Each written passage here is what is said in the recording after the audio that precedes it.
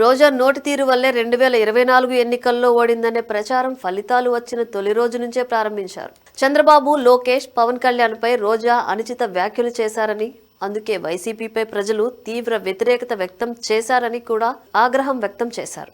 తాజాగా వైసీపీ పెద్దలపైన ఘాటు వ్యాఖ్యలు చేశారు.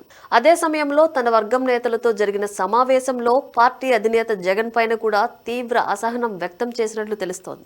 నగరిలో తనను సొంత పార్టీ నేతలే పదే పదే ఇబ్బందులకు గురి చేస్తున్నారని, తన ఉనికి లేకుండా చేయాలని రాజకీయాలు చేస్తున్నారని ఆరోపించినట్లు సమాచారం. నియోజకవర్గంలోని విజయపురం, నిండ్రా ఎంపీపీ స్థానాలు టీడీపీ ఖాతాలో చేరడం వెనుక సొంత పార్టీ నేతలే ఉన్నారని రోజా ఆరోపించారు. వైసీపీ ఎంపీటీసీలను టీడీపీ నేతలతో పాటు వైసీపీలోని తనకు వ్యతిరేక వర్గం ప్రలోభాలకు గురిచేసిందని, అందుకే ఆ 2 ఎంపీపీ స్థానాలు టీడీపీ ఖాతాలో చేరాయని విమర్శించారు. తన ఎదుగుదలను పార్టీలోని కొందరు ముఖ్య నేతలు అడ్డుకుంటున్నారని ఘాటు వ్యాఖ్యలు చేశారు.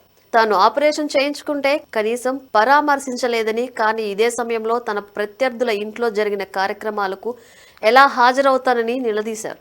నగరి నియోజకవర్గంలో గ్రూపు రాజకీయాలపై ఇప్పటికే పలుమార్లు తాడేపల్లి పెద్దలకు స్వయంగా ఫిర్యాదు చేసినా కూడా ఎలాంటి చర్యలు తీసుకోలేదన్నారు. తాజాగా చక్రపాణి రెడ్డి తనపై బహిరంగ విమర్శలు చేసినా కూడా పార్టీ పెద్దలు కనీస వివరణ కూడా తీసుకోలేదని రోజా అసహనం వ్యక్తం చేశారు. 2004 నుంచి ఏపీ రాజకీయాల్లో ఉన్నానని, ఉమ్మడి చిత్తూరు జిల్లా వదిలి ఎక్కడికి పోలేదన్నారు. అయినా సరే తాను పార్టీ మారుతున్నట్లు, తమిళనాడు అసెంబ్లీ ఎన్నికల్లో పోటీ చేస్తున్నట్లు తనపై పదే పదే తప్పుడు ప్రచారం చేస్తున్నారని రోజా ఆవేదన వ్యక్తం చేసినట్లు తెలుస్తోంది.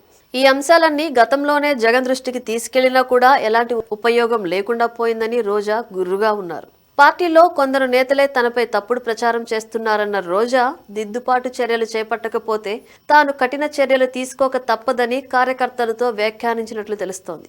మొత్తానికి త్వరలోనే వైసీపీలో రోజా బాంబు పేల్చే అవకాశాలున్నాయనేది పొలిటికల్ సర్కిల్లో వినిపిస్తున్నమాట.